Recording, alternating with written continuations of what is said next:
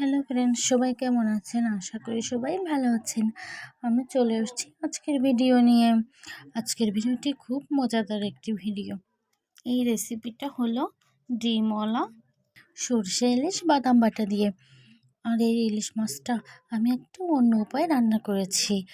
সবাই সরষে ইলিশ রান্না করে অনেকে কাজু বাদাম বাটা দেয়, কিন্তু আমি কি করব, আমার ঘরে কাজু বাদাম বাটা ছিল না, তাই আমি চীনা বাদাম বাটা দিয়েই রান্না করে নিলাম। এই দেখুন, এখানে মাছ নিয়ে নিয়েছি, 3টা ইলিশ মাছ নিয়ে নিয়েছি। আর এখানে আমার মা বসে বসে কাটছেন। এই যে ইলিশ মাছের আঁশটা ছাড়িয়ে নিচ্ছেন। এবার আঁশটা ছাড়ানো হয়ে গিয়েছে। এবার ইলিশ মাছটা পিস করে নেবেন। এই দেখুন, বাবা, ইলিশ মাছে দেখি আবার ডিম হয়েছে। ডিমওয়ালা ইলিশ মাছ খেতে কিন্তু আমার খুবই ভালো লাগে। আপনাদের কার কার ভালো লাগে ডিমওয়ালা ইলিশ মাছ খেতে আমাকে কমেন্ট করে জানাবেন। এই দেখুন, ইলিশ মাছটা কিন্তু খুবই মজা লাগবে খেতে কিন্তু।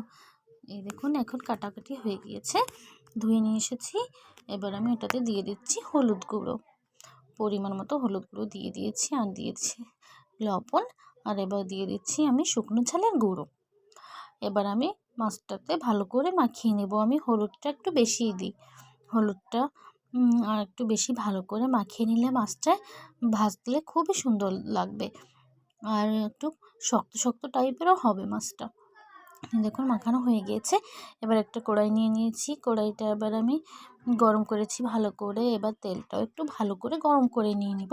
এবার আমি খুন্তি দিয়ে নেড়ে দিচ্ছি তেলটা চারিপাশে, যেন মাছটা লেগে না যায়, সেজন্য ভালো করে নেড়ে নিচ্ছি। এবার আমি একে একে সব মাছগুলো দিয়ে দিচ্ছি। এই দেখুন, মাছগুলো দিয়ে দিচ্ছি, মাথাগুলো দিয়ে দিয়েছি, এবার একটা মাছ দিয়ে দিয়েছি।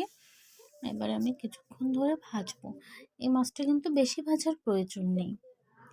এই দেখুন, আমি উল্টে দিচ্ছি, এই যে উল্টে পাল্টে দিচ্ছি মাছগুলো। এক পাশ ভাজা হয়ে গেছে, অন্য পাশটা ভাজবো। এবার এই মাছটা কিন্তু বেশি ভাজবো না, আমি একটু লাল লাল করেই ভেজে নেব, কেননা ইলিশ মাছটা বেশি ভাজা লাগে না। ইলিশ মাছটা না ভাজলেও হয়ে যায়, কিন্তু আমাদের বাড়ির কেউ আবার কাঁচা ইলিশ মাছ খেতে চায় না। কাঁচা ইলিশ মাছ কেন, কাঁচা কোনো মাছই খেতে চায় না, একটু ভাজি করতেই হবে হালকা, তাই একটু হালকা ভেজে নিচ্ছি মাছটা।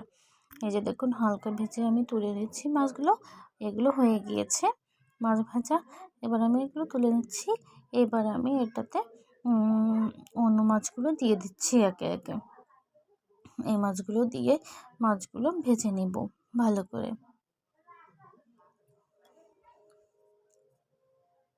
এই যে মাছগুলো ভেজে নিব ভালো করে। ইলিশ মাছটা কিন্তু খুবই ভালো লাগবে খেতে। আর আমি এটাতে সরিষার তেল ইউজ করছি, আর ইলিশ মাছে তো সরিষার তেল ছাড়া হবেই না। ইলিশ মাছে সরিষার তেল মাস্ট লাগবে, আর সরিষা ইলিশ বলে কথা। এই যে আমি ইলিশ মাছগুলো এই যে এবার উল্টে পাল্টে দিচ্ছি ভালো করে। এক পাশ হয়ে গিয়েছে ভাজা, অন্য পাশ আবার ভেজে নিচ্ছি। এরকম ভাজা হয়ে গিয়েছে। এবার আমি একে একে সব মাছগুলো এবার তুলে নিব।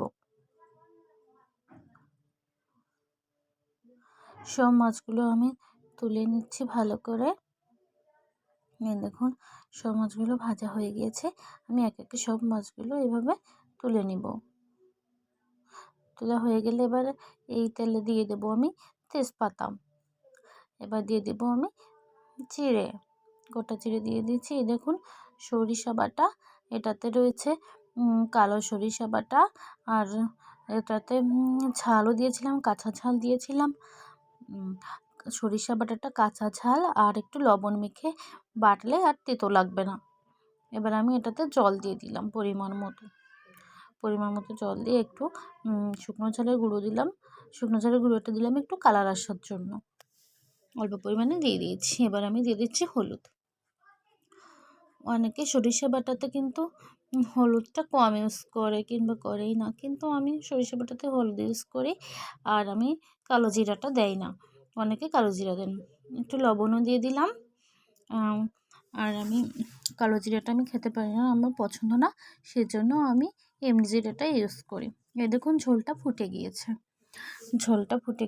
এবার আমি দিয়ে দিচ্ছি আর একটু কাঁচা ঝাল বাটা।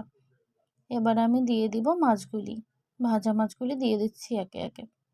এই যে ভাজা মাছগুলি দিয়ে একটু নেড়ে চেড়ে নিব।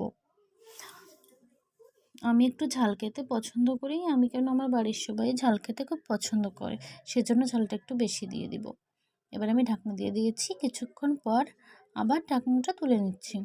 এই দেখুন কত ফুটে গিয়েছে ঝোলটা, খুবই ফুটছে, কিন্তু উনুনের জালটাও দিয়েছি, বেশ ভালো করে ফুটছে। মাছটা দেখতে কিন্তু খুবই মজা লাগছে কিন্তু।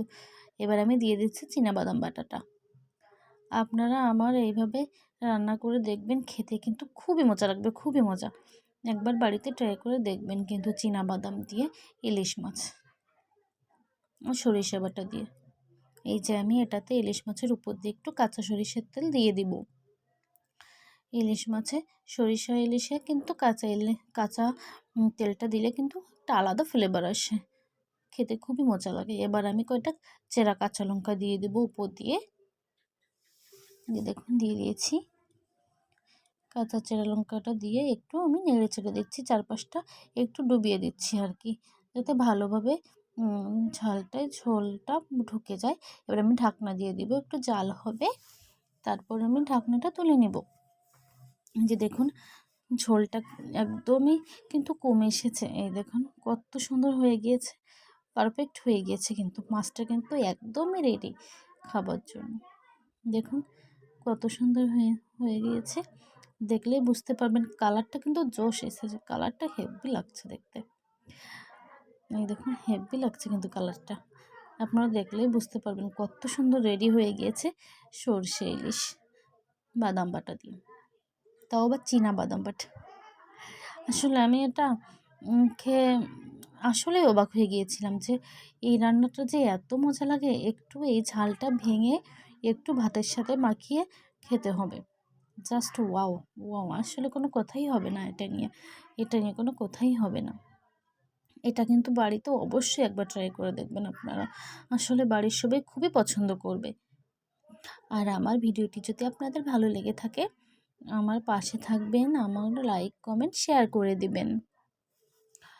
আর এই ভিডিওটি কিন্তু আপনারা অবশ্যই একবার বাড়িতে চেষ্টা করবেন কিন্তু রান্না করার, আমি বললাম আপনাদের, অবশ্যই সবাই পছন্দ করবে, একবার ট্রাই তো করে দেখুন।